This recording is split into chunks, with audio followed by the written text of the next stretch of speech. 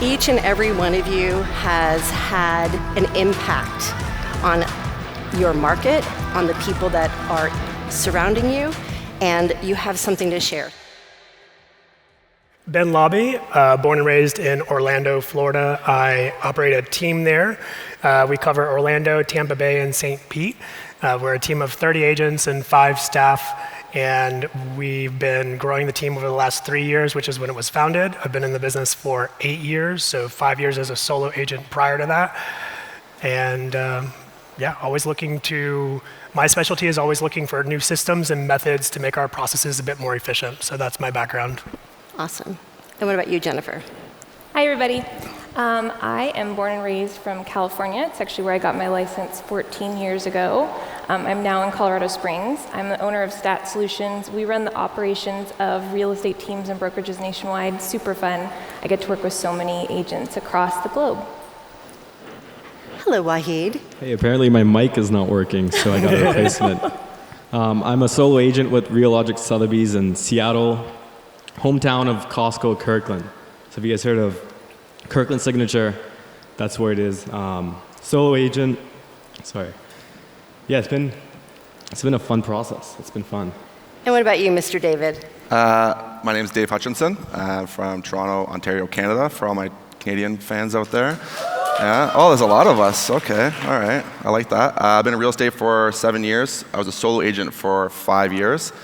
I've been in the top 1% for the last 3 years consecutively in terms of sales volume in Toronto. And to put it in perspective, for the smaller town people here, we have 75,000 realtors in Toronto. It's bananas.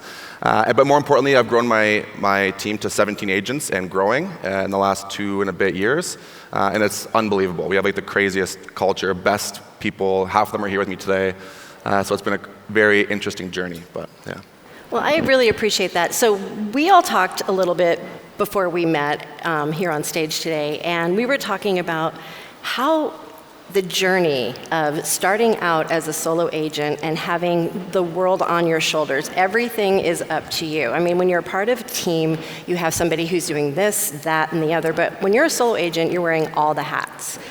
Now, I want you to think back to when those of you that are currently doing it, you can speak in an active term, and those of you that decided to grow, I want you to think back.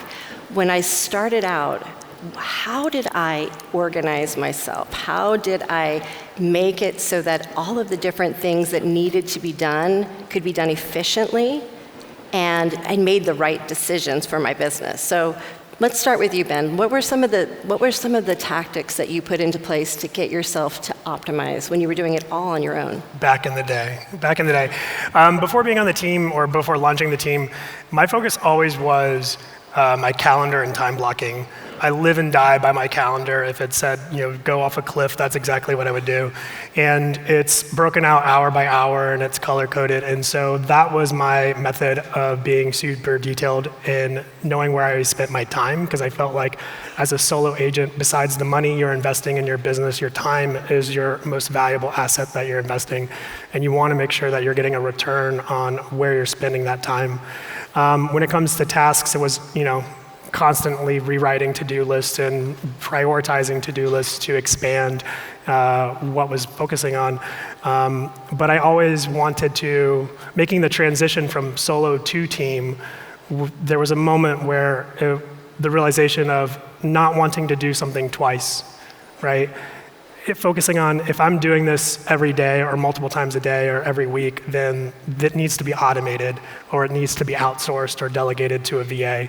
And the first VA I got was really what led me to then start building the team. So when you were saying you put a lot of focus in your calendar, how were you making decisions on what would be valuable enough for your time? Because let's face it, when you have to do all the things, and you only have 24 hours in the day, and it's just you doing it. So how did you make decisions on, this is what's going to make it to my calendar, this makes my time block, and I'm just going to say no to this? It was solely balancing money-making activities or money-producing activities, so prospecting, networking, meeting with referral partners, and then also focusing on like the architecture of the business. right? Because you can produce all the leads, but if you don't spend the time to actually build your workflow and have action plans in place or build the foundation of how you're going to handle that customer service experience, then maybe you're producing the leads or producing the relationships, but you're not carrying them through the process in a good way. So it's almost that balance of the two, money generating activities and also building the foundation or building the processes and the foundations of a business rather than just being a realtor. That makes a lot of sense. What about you, Jennifer? I know you work with all sorts of agents, and when you're navigating a conversation with a solo agent that says, hey, I am just wanting to make sure that I can optimize and be able to scale my time and my energy and not let anything slip through the cracks. What are some of the ways that you help agents to strategize around that? Yeah, that's a great question. I think right now, especially because everyone's kind of like, how do I prospect? What do I do? What am I going to prioritize so I can get clients? I mean, I'm starting with Follow-Up Boss first. Like, I'm telling them, hey, work through your smart list. So you're actually working smart, right? So you're not just digging through 10,000 leads trying to figure out who to call first. You're really working through your smart list, kind of like, I like to compartmentalize it to make it easy on the agent so they know exactly what to do. So that's what I would say. Start with that, try to make it easy. So kind of organize your database in your smart list. And then, you know, I like what he's saying, when maybe you don't have plans to grow a team at any point, but I still like to create even just simple task lists that I do for every one of my clients. And that way that you know that client experience is the same every single time. And then you can then see what you need to do that day. So then when you need to time block and stuff like that, you know exactly what's on your list and what's important and what's not. So you are a big fan of creating task lists that you would then automate over and over, and Yep. You're doing that inside of Follow-Up Boss. Yep. Yeah, because then you don't want to, again, do things twice, or you don't want things to get dropped because you get busy, and if you don't have that workflow built out, then you might not, client A, you might do things totally different than client B, and that's the worst feeling ever. I know we all want to give back to our clients. So I think that's the best way to kind of grow efficiently. So when you're talking about the structure of Smart Lists, from a solo agent's perspective, which filters do you think are the most important ones when they're setting up their guidelines? I like to stay under 10 smart lists. That's very important because I feel so many people just go crazy and they build out like 50. I like to stay under, is that you? So I like to stay under 10, and then I like to start kind of just like from point 1 to 10. So I start with like, I literally name them 1, and then I'll put what the name of it is. But obviously new leads, because you want to contact those first. And then I kind of set up the smart list so it's like hot, and then it moves through the things. So you're not forgetting, you know, your sphere and your SOI. So I just go through each of it and just very simply set it up. So then you can get to basically 0 every day. So you're not seeing these crazy like 1,000 lists. And then you know exactly where to start when you have that time blocking on your schedule to prospect. Yeah, and I think there's a strategy behind, with that 1 to 10 strategy, making sure that the ones that you can see visibly on your dashboard are the ones that you're going to get to first, and then as you work through your day, get your way through that. Yep. So Wahid, you are an absolute machine when it comes to staying on top of your marketing. Your video content is absolutely crushing it. In fact, many of you will probably, if you're ever on Facebook or Instagram, will see him pop up in our ads because he just randomly decided to share his love of Follow-Up Boss in video and send it to us. And it's just so amazing that we will share that on Facebook and Instagram all the time through ads. So Yeah, that was great. A lot of my own friends sent that to me. yeah. I was like, wow, that's pretty impressive. But what that showed me is that the proof of concept of, you know, you're a young guy and you were just starting out. And what was your background? You didn't have anybody in the family who showed you how to be an agent. You stepped up and you realized this is my space and I'm going to leverage my opportunity. So what are some of the ways that you as a solo agent are you spending most of your time with the content creation and that's your lead generation source, or what does your day-to-day look like? So mine is mainly open houses. I learned that open houses were, so I'm very, very thirsty. You got water beside you, man. You're good. Have a sip. Give me a second. Have a couple sips. Well, yeah, that's exactly. He's thirsty for success is what he's thirsty for. I I felt sick the night before.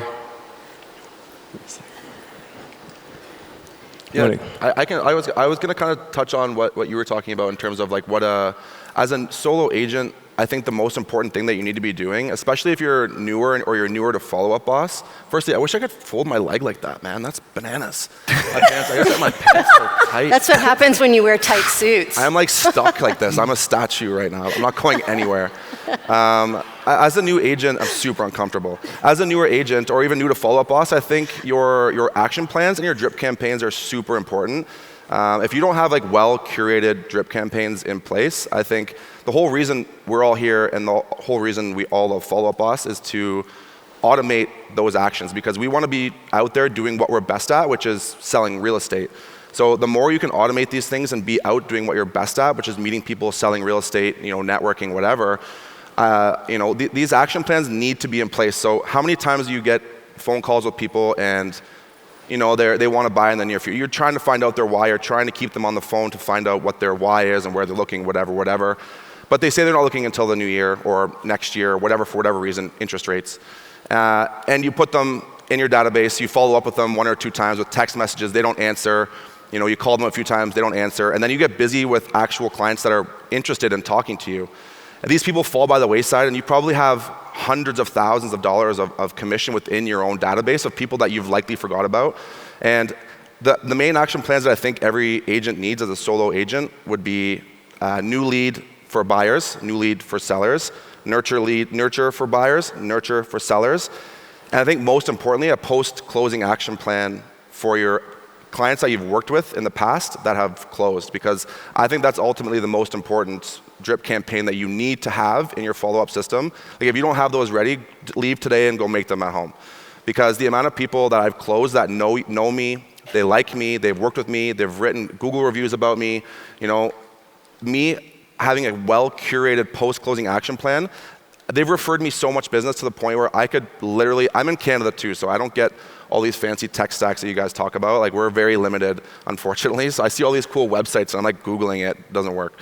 But anyways, if you're not keeping in contact with those people, I think you're losing out on so much money. So for me, my biggest thing is for that is well-curated action drip campaigns. So how often are you going in and, all of you, this question is for all of you, how often are you going in and adjusting what's inside each action plan so that it's really relevant and topical? So we just implemented Texting Betty, which I'm not sure, can I say that? We can talk about that? Yeah? Texting Betty, is that cool or no? Not? Yeah. Anyways, I use Texting Betty, yeah. There's a lot of people, Texting Betty is one of our integration partners. It's in partners. follow-up, right? Like it's a thing, right? Yes. Texting Betty, we just implemented, and it's been unbelievable. Like my open rates in the last 3 weeks alone from Texting Betty action plans is incredible, because I think that was an issue that we were facing, was that we could only send out that initial text first, and that's it, and the rest were emails. But how many people don't check their email? Before I was a realtor, you couldn't pay me to open my emails, my Hotmail account. It doesn't get any activity. But now with the text, that's my increase, my open rate is significantly better. So we're adjusting ours honestly monthly, I would say. Okay. So Wahid, let's get back to content for you, because you're fire with your content. So obviously you're leaning in as well with action plans and making sure that content gets out there. So let's talk a little bit about how you're creating content and how are you repurposing that to turn around with what you're sending out in your action plans. Mine's been mainly social media. I don't use any emails. I just post, keep them under 10 seconds, and that's pretty much it. Same system I use as Dave. That's awesome. So Jennifer, let's talk a little bit about the process of refining the action plan, refining what you're sending out. So you were just saying you change yours all the time, and you're optimizing through using Texting Betty. But what do you find is working the best as far as getting people to respond to you? I think it's a combination. I'm a big fan of including a bunch of stuff in, and not just action plans, but really just kind of tracking what my clients are doing, whether it's remarketing or it's the IDX feed, all that stuff. I'm kind of looking at all of it. And then we started including a lot of video in some of our action plans too, just to see if we can't get, more click-throughs, kind of build more rapport with our clients, because that's really the thing, right? Like we want them to really know, like, and trust us, and we're getting a better response rate with that. Do you find that the videos where you're talking to them, like you are sitting there in the room having the conversation with them, that those videos are getting you a stronger open rate? Or is it the videos where you're showcasing the homes that you have on the market? I'm just curious, what is getting a better result for you? We've done educational videos in our action plans, so we have a 6-series just general buyer education video action plan that really is, it's not using BombBomb, but it's using videos that we've uploaded to our YouTube. So that way we're pushing people to our YouTube, which hopefully then creates more credibility of our brand and our presence. But I remember going back to setting up action plans like in the beginning. Now we're constantly refining them and we have the resources to do that. But as a solo agent with Follow Up Boss, I would always look at action plans, and we have the library of all these wonderful samples from other people, and there was always this like, which plan do you engage? How do you set it up? And then like, oh, I got to customize it. I need to make this relevant to me. I got to make it my own personality. And that takes so much like forward thinking that was not my personality type at the time, where I just instead said, okay, I'm just going to place myself in the system as a lead and then apply all these action plans. And so these action plans would run and just be sent to me personally, and then I would open up the emails and I would just be like, well, I would never say that or open it, and then I would go edit that email template. Right? That's brilliant. I mean, it's a simple step, but I think it's one of those steps that, most of the stuff that people send out are things that would not compel them. Let's be honest. And so giving yourself that check beforehand, it's probably, how much did you get rid of when you went through that process? Oh, we cleaned up a whole bunch and just refined it. And then at the same time, I also subscribed to, I went to the 5 biggest teams in the area or agents and put my information on, their website, because I wanted to see, okay, how do they follow up with their leads, right? Are they using the same exact action plans that everyone else is using in the industry? And you would it's interesting to see the commonalities between people's follow-up systems. All right, so I'm going to ask the question. When you signed up on these other websites to get the information, were you signing up as Ben Laube or as like Joe Smith? I would use Alex because that's my middle name. Yeah, because so we all Alex know Laube. that we do it. And I haven't like so many email accounts to ignore stuff, so that part worked easily. I mean, honestly, it makes sense. I mean, if you're not paying attention to what's happening around you, how are you not, keeping your finger on the pulse of what's happening around you? And besides, if you're doing something really, really well, others are looking at what you're doing and trying to replicate. Yeah. It's a good way to find a referral partner too, or validate someone who you're thinking about sending a referral to. Sign up on their website, see if they follow up with their internet leads. That's probably how they're going to handle your referral you might send them. That's a great point. I mean, we were talking earlier, if you were in the main session when Tom Ferry was talking, he was saying that you're going to see a lot of shifts and changes, and don't be surprised if people have unique partnerships that come up. And hearing you say that makes me think, if you're paying attention and you're looking in your market and seeing who's doing what, it wouldn't surprise me one bit if that's how those referrals happen or that's how those future partnerships show up. Mm-hmm. So let's talk a little bit about the financial aspects of being a solo agent. Because let's face it, you have to take on all the burden yourself, and that means a lot of decisions have to be made. Sometimes it's easy to have shiny object syndrome and want to have all the things, but then you can't. You have to make decisions. So let's talk a little bit. I'd love to hear a little bit about each of your tech stack. What are you using or what do you recommend to really have a strong and robust day-to-day as a solo agent? Let's go ahead and start with you. My tech stack now or as a solo agent? Or as a solo agent, as a solo agent. Follow Up Boss was the main driver of the tech stack. And then majority of that, we used outside Constant Contact and MailChimp for bigger email blasts that I wanted to be a little bit more marketing related instead of batch emails within Follow Up Boss. And then Wahid, I was actually using as a solo agent kind of early on, testing it out to try and figure out how it would integrate with Follow Up Boss. and just like slowly testing kind of ad spend to get my processes in order. Because I wanted to make sure that we weren't building the process after hiring a team member. So what was that like for you? I mean, was it hard to allocate that much of a fund into your day-to-day? Or was it one of those things where you looked ahead and said, well, in order to get the result I want, I'm going to have to invest a lot more than I maybe felt comfortable with? Both. I mean, I think the key is investing in what you think is going to better your business and track it. You know, we go to some conferences and we learn about 15 different tools that we maybe haven't tried before, and we want to invest and start using all of them. And then a month later, we forget we subscribed to half of them, and then we have to unsubscribe, or we have to, figure out what to do. So invest in a tool one at a time, make sure it works for your system, and then don't feel, make sure that you can get out of it pretty easily.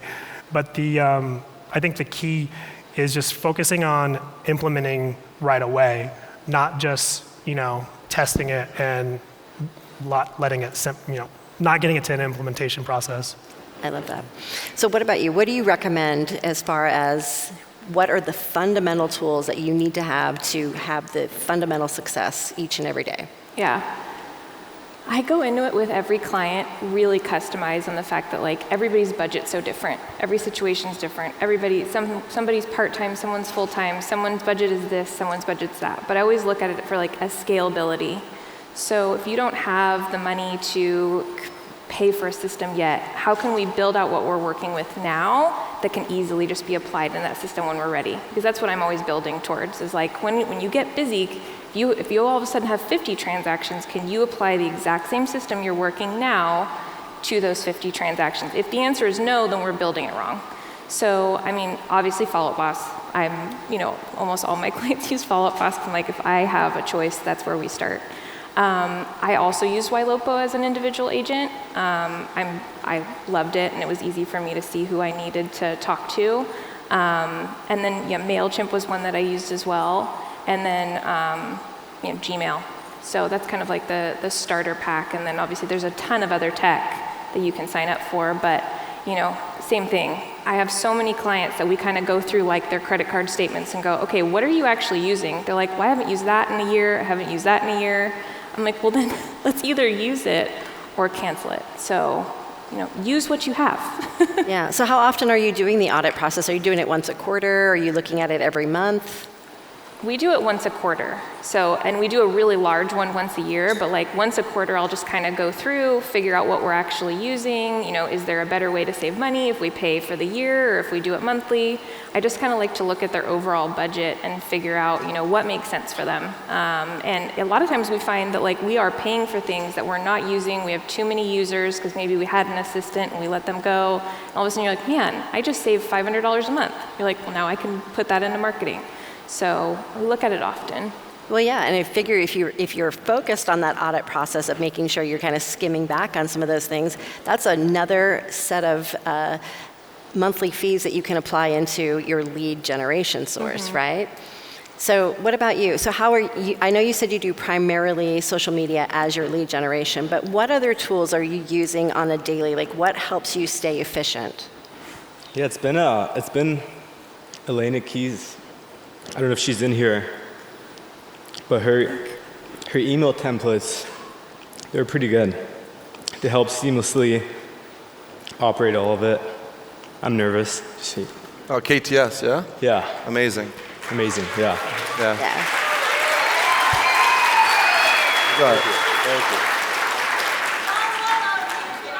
you. You've got this, and you know what? I have to tell you, it is so hard when you are on stage and you have all these lights, and this is one of those stages where we can actually see your faces, so we can't even fake it.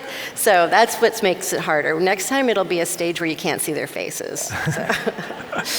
So Dave, talk to me a little bit about how can, like, somebody that's saying, hey, every day I'm in here and I'm just trying to juggle.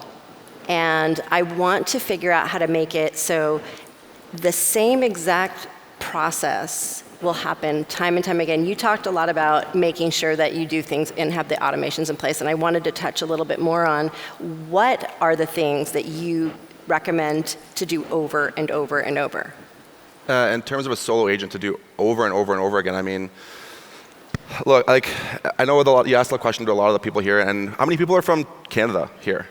A lot? Okay, so there's a lot. So like I said earlier, our tech stack is a bit more challenging for the Canadians here. We have a bit of a disadvantage, due not to the companies, it's just strictly to the fact that our data privacy laws are so strict. So you said it too, do not get so caught up as a new shiny agent thing. A new agents, I thought when I was getting DMs in my inbox from companies that I was the coolest realtor in the world. I thought I was the only one getting those messages, you know? They'd message me, ask if I wanted 100 free leads, and I was like, oh, obviously. You know, they only sent me this, clearly. They're sending that to everybody. So for my advice I'll get to your question, but my advice to avoid chasing the new shiny object and getting sucked into dumping money as a solo agent where you're not supposed to be, because like we said earlier, as a solo agent, you do have to be mindful of where you spend your money.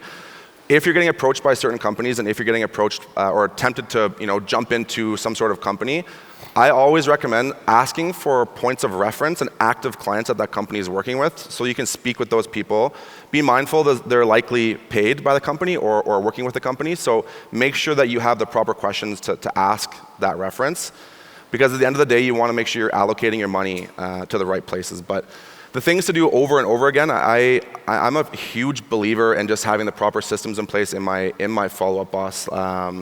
You know, like, I'm a big believer in calling. So we have great action plans. You just touched on KTS, which is a company that develops these action plans that I spoke about earlier.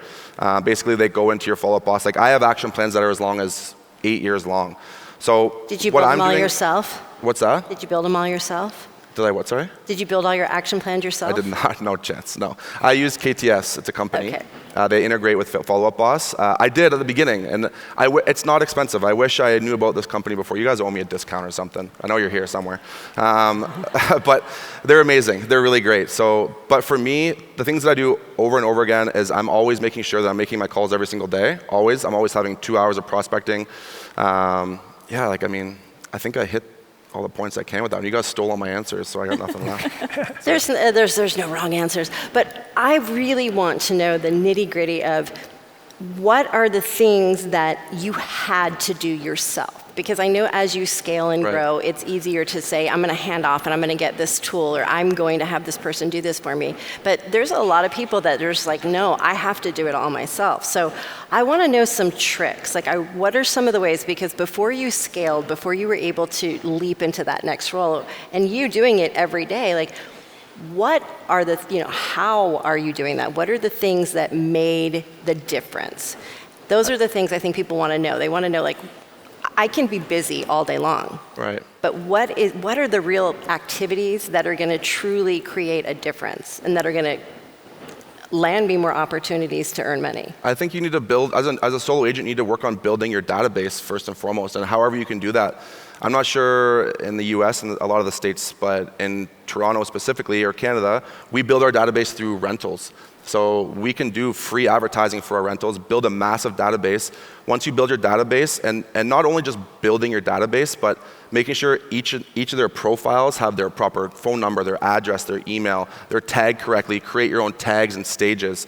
Make sure you have each individual's profile perfect and get in the habit of that, because once you've built up your database, I think it just comes down to nurturing your database. I'm a big believer in that. I think agents, we are always looking for new leads, new companies that can give us this, more that.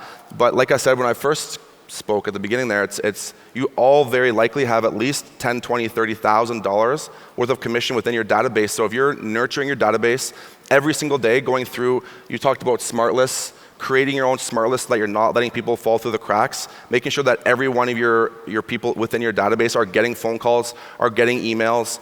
And that's things you can do on your own without any sort of income other than paying for Follow-Up Boss, but that's... So when you're in the nurture process and you're doing it on your own, you don't have the budget to necessarily do tons of pop buys and gifting. So what are some of the ways that you were able to break through that clutter? Because you're competing against big teams that have big pockets. So what are some of the strategies to, I'm coming up against a big team and I'm Mr. Solo Agent, Miss Solo Agent. what are some of the ways that you can really shine and land an opportunity when somebody's coming up against a team? Yeah. I mean, I think it starts with relationships, and I kind of want to piggyback with like what you do as a solo agent that you have to do yourself. And I think you start with relationships, not only with your database, but like you guys can all build relationships here. Look at how many referral partners you have just in this audience. I think that could be so powerful, and I think a lot of newer agents forget that. They forget that like you have all of these referral partners here that if you just build these relationships and they know who you are and who you're serving, that's a big opportunity there. And then pop buys and stuff like that, I think a lot of people get stuck on that because the money can add up really quickly. If you want to do 100 pop buys and you want to do them well, you get kind of carried away and maybe you don't have the budget. It's true. For me, I just did like cute little things and I brought my kids with me to start. And that went really well, actually way too well, because it took me a couple days to do it, because everyone would be like, come in, come in. But like that, it's just that simple. Like, who are you? Did you bring your dog? Have them get to know you and want to, buy or sell with you as a person when you don't have this ginormous budget to throw fancy parties and stuff like that. I do, like 30% of my business is agent-to-agent referral. And I think utilizing your social media, like people forget that. I know everybody, you're killing it, dominating on social media, and you and I have a completely different strategy, and it's both working for different ways. But I kind of gave up on trying to sell my social media to other clients because, I don't know how it is in certain states, but where I'm from, there's 75,000 realtors all posting the same boring videos of the same shitty condo. It's boring. So what I've done, sorry for swearing, oops. What I've done is I try to get more onto the entertaining side of educating other realtors.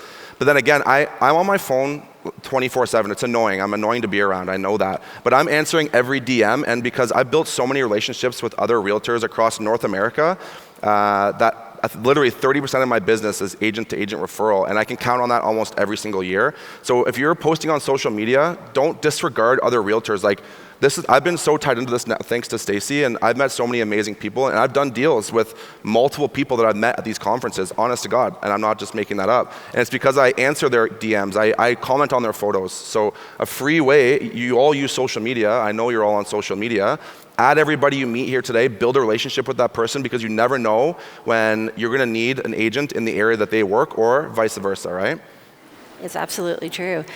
Let's talk a little bit about what were the strategies that you were implementing. Because there was that point when you made a decision, because you and I were talking about this. There came a time when you said, okay, I have too much business, now I need help. So let's talk about the road to getting too busy and needing help. So what did that process look like? What happened along the way that everything got so busy for you as a solo agent? Well, COVID happened, and in Florida, COVID did not happen. We celebrated for like a month, and then we were back to work. And real estate was an essential service in Florida for COVID. And so July 2020 was my most profitable, best month I've ever had in my career. It was also emotionally the most stressful, annoying, frustrating month that almost made me quit because I had so many transactions that just, I hated all my customers. They were all horrible, and Wells Fargo sucks. But that was like the decision point for me, because then it was like, okay, I'm really sick of this. I want to, being a solo agent is cool, but like I need to scale out of this business in some sort of way. So I reached out to a bunch of my mentors, and I was talking to a bunch of people, and I was like, how do I make another level of money without wanting to, hurt my customers in a not so nice way, just because of the frustrations. And that's how the team conversation actually started. So then it was a matter of building the foundation and the structure for the team, and the focus was focusing on the processes, making sure that everything that I was doing as a solo agent was written down as a standard so that someone else could interpret it and execute it. And that's not a skill set. My background is building websites and web design and building systems. So that was easy to me, but I know there's so many team leaders out there, or people who want to be a team leader, where their strength isn't documentation or building SOPs. And if it's not, you gotta find someone who can do that for you. Well, I think it's a good point, though, because I think a lot of times when you're doing everything yourself, you don't think you need an SOP, standard operation standard operating principles because you think, well, I'm doing it myself, I know how to do this, I don't need to write it down. But you do need to write it down. And I think, Jennifer, you can speak to this really well. I don't care if you're doing it yourself every day, you have to have that consistency. So I would love to hear how each of you kind of map out and create that process. Nowadays, ChatGPT is wonderful. You can literally have it write an entire SOP or employee agreement for your entire company. Test it out. It'll give you a template. We just rewrote all of ours using ChatGPT. But it was just a matter of, so I hired a VA, and that forced me to actually do it as well, because then I was automatically having to delegate to this VA, and they needed instructions. And so as I was writing them instructions on what to do, those instructions led to our SOPs. Yeah. What about you? It's totally my thing. It's all I do all day is SOPs. It's like, I need to talk to you. I mean, I think it just starts I like to start small, because I think everyone thinks of the word SOPs and they just are like, oh God, I don't even want to touch that. And it honestly starts with like little things like action plans and stuff like that, where you have a closing workflow. That is an SOP. That is part of your closing plan. There might be tasks in there for you to do. That is part of your SOP. People don't really think about that. And then when you are thinking about, you might want to hire your first VA or your first TC or something like that, just start shooting little looms, which are just little videos, or just taking quick little notes. It doesn't need to be this crazy, crazy manual. That's where I think a lot of people get really hung up. Like they have to have this really fancy thing that's going to be produced. Like just start out small. It's that simple. What do you do day to day that you could give to a VA? Or for me, my first hire was a transaction coordinator. I think that's probably a lot of our first hires. And then my second hire was just an assistant, a licensed assistant that I paid at close. And I just had my workflows kind of drafted out. I showed him how I had that set up in Asana, and then he knew exactly what to do. There was like very little training, and so it was nice when I really got busy, he could get busy with me, and it was already all kind of drafted out. And then we obviously tweaked them as we went. So, I like to start out small and just be ready for when you do get really busy so you don't get completely overwhelmed. Well, it's interesting because another thing that if you're taking the time as a solo agent to map out what you're doing, I mean, even if someone gave me a piece of advice, they said that they just decided to take one day and just turn Zoom on, and everything you're doing, just have it all recorded and kind of just talk out loud about what you're doing. Like, okay, right now I'm doing this, and then just record all that, and then have the VA go and chop those up into small segments to be videos for training. And when you can tell ChatGPT, or you can go and throw it into Opus and get it cut up, whatever you want to do.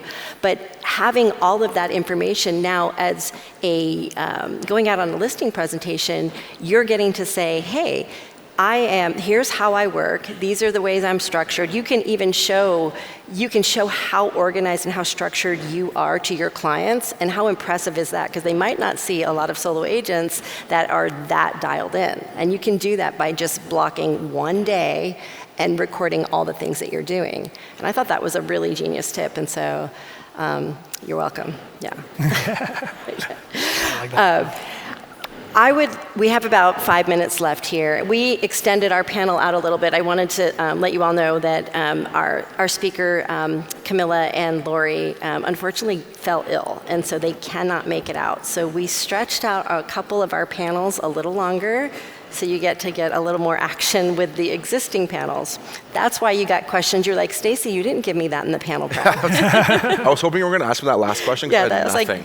Like, let's get ready to dive in deep. I think more than anything, people want to know the truth about what people have done wrong. So I want you to think about what could you go back and say, if I could do it all over again, I wouldn't do this one thing because it didn't work out so well for me. Is anybody willing to be vulnerable and share something that? I'll go first. Okay. You guys can't steal my answers this time, right? Give me something. I think track everything. Track everything you do down to the number of calls you make, the number of emails you send, the number of texts you send.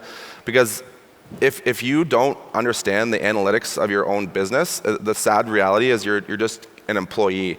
You're not an entrepreneur, you're not a business owner if you don't know the real analytics of your business. It took me a while as well to figure this out, but it really comes down to, like you said, it's a numbers thing, right? So if you're tracking how many hours, we call it hours of power. Basically, how many prospecting hours a day you're going to do, which leads to how many call dials you're going to make, which leads to how many conversations you're probably going to have, which would lead to X amount of conversions and X amount of sales. When you finish your year after tracking every single dollar and call you've made, if you make, let's say, $100,000 your first year and you want to double that income, it's actually fairly simple. If you just double your output, it's going to turn around for you and you're going to have the same results or more results, sorry. So my biggest advice, because I did not do it the first 3-4 years of my career, is track literally everything. And Follow Up Boss allows you to do that within your app, because when you get to a point where maybe you do want to start a team, you can also track your team's accountability, which makes you, brings you another value add as a team leader. But as a solo agent, my number one thing is literally track everything you do, every dollar you spend. That's when you're you have an actual profitable business and you know the inside and out of your business. So of the things that you're tracking and the things that you didn't track, where did you feel you missed the mark as far as, if I would have been tracking this, I could have made a difference? Like what do you think, where that falls short for you? Mine was my dials and phone calls, because I honestly wasn't a big phone call person. I didn't think it was necessary, but it's extremely necessary, I think, anyways. So for me, tracking my phone calls, because I would know that if I spent X amount of hours doing prospecting calls, having X amount of conversations would lead to this amount of conversations, which would then turn to appointments, which would turn to sales. So honestly, for me, the biggest thing that I need to is the phone calls for me. I love it. So what about you? What is one thing that you have done that you think, this didn't work out well for me, I'm not going to do that anymore? I would just say be genuine. A lot of people, they're not themselves, and I think genuinity takes a far role. But track your stuff, be genuine, and sharpen your mindset. Yes, that's a great point. What do you think? For me, I would say start your CRM early. And I mean really, really get your people in. Because when you get busy, to me it's a lot harder to go back through and try to get everyone's address and try to get everyone's name and email. I wish I would have done that 14 years ago. I would just kind of put some people in, and I wouldn't really keep it completely organized, and then it was you'd have to redo it, and then you'd have to redo it again. I would say take the time now to really go in and call your database, get their address, get all of their information so it's really, really dialed in so you know that exactly what's in your CRM. I love that. I agree with both of those. That's all my answers. But no, so as a solo agent, tracked nothing. As a team leader, we just rebuilt our whole tracking system, and it's going to piss all our team members off because they're going to have to start doing reports and stuff. And I agree, putting all the information in the database. I think the most underutilized feature of Follow Up Boss for me as a solo agent that was the most valuable is custom fields. And I say that because you can add so many different custom fields and be tracking more information about your sphere of influence that you don't remember off the top of your head, right? Everyone in here either doesn't know, you're either going to know too many people to remember who they are, right? Which is why we have a CRM. So start tracking the nuanced data, does this person currently rent or own? What's their occupation? What's their hobbies? What's their pets, their children? All these different data points we have in our CRM and that we're tracking now and helping our agents track so that they can better target their sphere of influence and be more personable and authentic in relating to that person when they have that information saved. But you have to collect the information first. And I think that will help you grow those relationships even more. But you got to build out the custom fields. Yeah, and then you can filter it out and figure out how to connect the dots, right? Exactly. Well, I appreciate each one of you, and Wahid, thank you for being authentic. We appreciate that. Being honest and saying this was hard. Yes. I appreciate you. Well, we appreciate it. And is it okay if we continue the conversation in the Follow Up Boss Success community where we can maybe have a little bit more opportunities to share things that we didn't, we're like, oh, I should have thought of that. Let's continue. And maybe if any of you have questions that you think, I wish I would have more information about this thing, put it in the group and we'll make sure that we jump in there and we get those answers for you because we want all of you to leave with your cups overflowing. Sounds good? Sounds great. It's a good group. All right. Thank you, everybody.